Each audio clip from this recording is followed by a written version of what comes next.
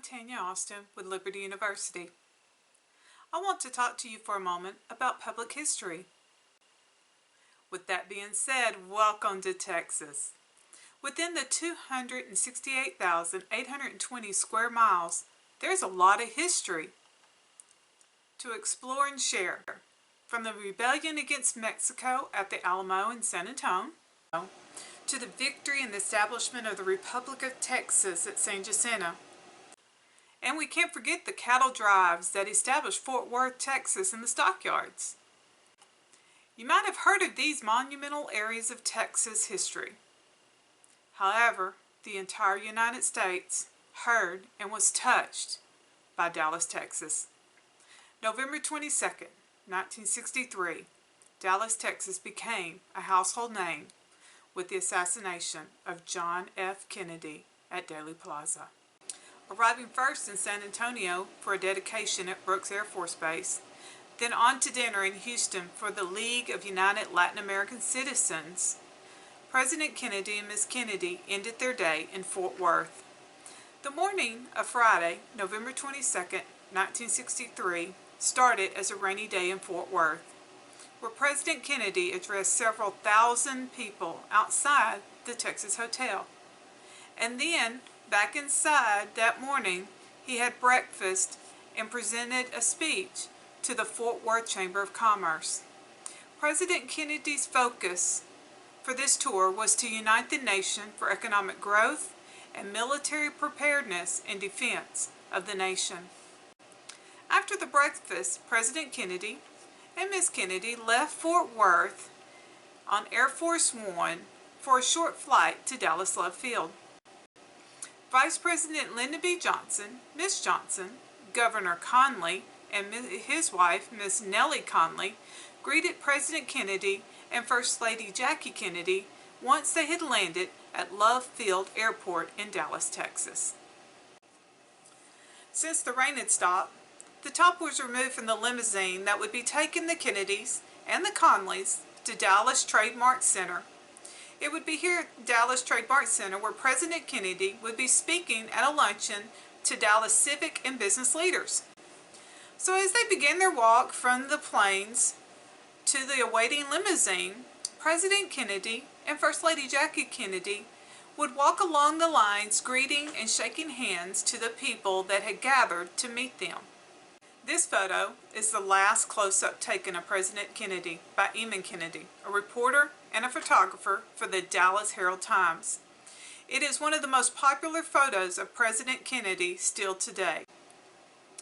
Once they're in the open limousine, President Kennedy seated in the rear right side, with First Lady Jackie Kennedy seated directly to his left. Governor John Conley seated directly in front of President Kennedy, with his wife Nellie to his left.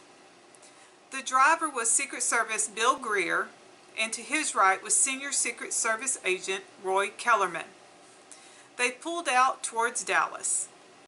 In front of the President's limousine was an unmarked car with Dallas police officers. Directly behind the President's limousine rode other Secret Service agents. With the final car,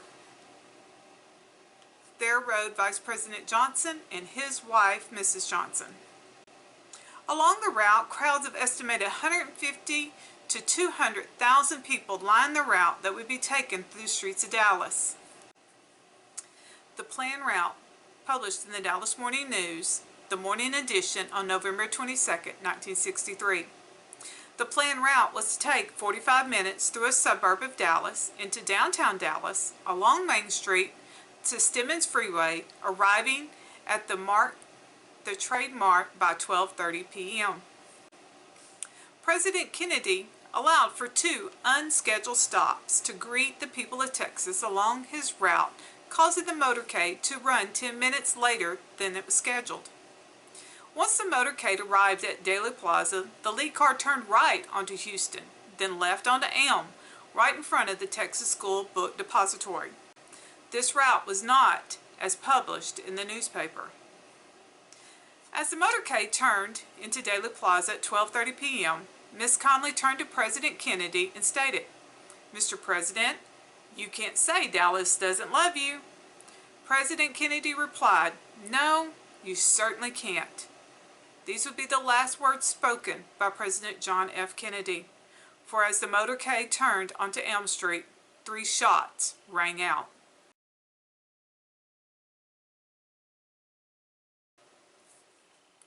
On a pedestal facing Elm Street stood Abraham Zapruder. Zapruder was a clothing manufacturer. His office was on the 4th floor of Dell Tech's building across the street from the Texas School Book Depository. Zapruder took his 8mm camera and stationed himself to get a good view of the motorcade.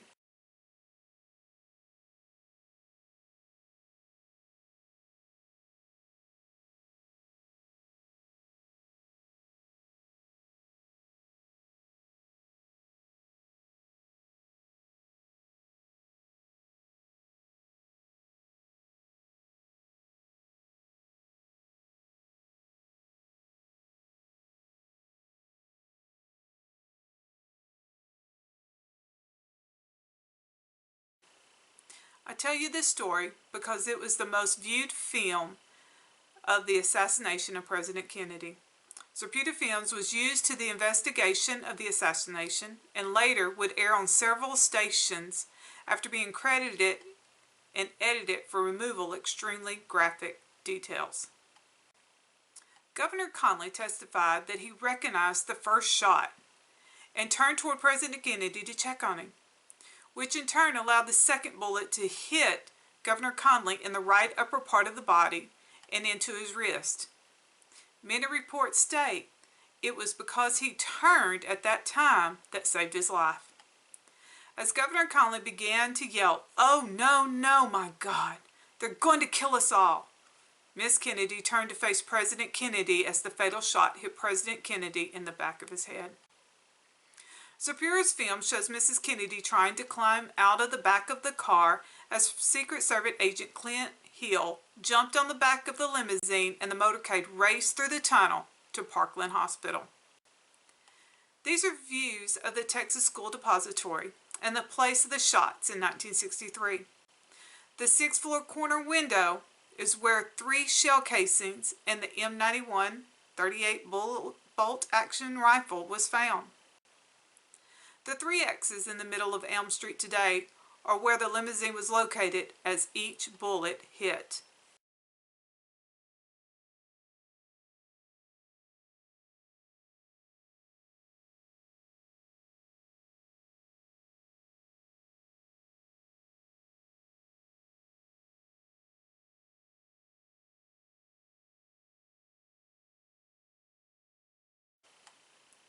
As word got out in Dallas, Texas, people began to gather outside Parkland Memorial Hospital, waiting news of the condition of the President of the United States.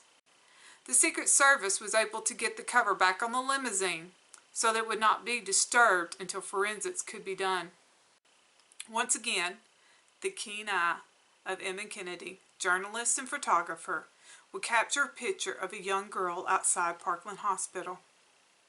It is in the face of this young girl that expresses the heart of all the citizens of the United States that day, November 22nd, 1963. At 1 p.m. in Trauma Room 1 at Parkland Memorial Hospital in Dallas, Texas, President John F. Kennedy was pronounced deceased. The body of President Kennedy was then placed in a casket, carried by a hearse back to Love Field, and loaded onto Air Force One, where he would make his final trip back to Washington, D.C. At 2:38 p.m., aboard Air Force One, Vice President Lyndon B. Johnson, with Miss Kennedy and Miss Johnson by his side, took the oath of office to become the 36th President of the United States. On June 24, 1970, John F. Kennedy Memorial Plaza opened. The 30-foot high, 50 by 50 foot wide square open tomb was designed by architect Philip Johnson to represent the freedom of John F. Kennedy's spirit. Welcome to the John F. Kennedy Memorial Monument here in Dallas, Texas. This right here was to commemorate the assassination of John F. Kennedy that took place on November 22nd, 1963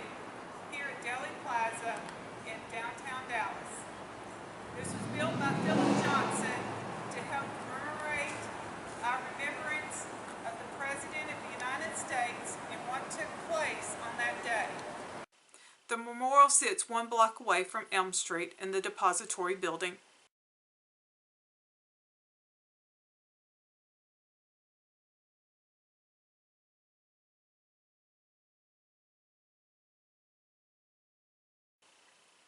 As the memorial drew more and more people to visit Dallas and this site, the 6th floor museum in the old Texas School Book Depository opened in February 1989.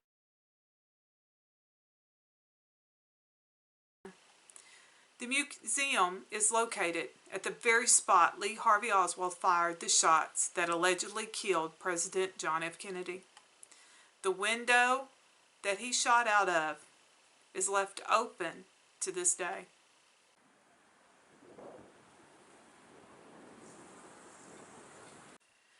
President John F. Kennedy came to Texas to unite not only the Democratic Party leaders, but also to unite the United States of America. And that's exactly what happened.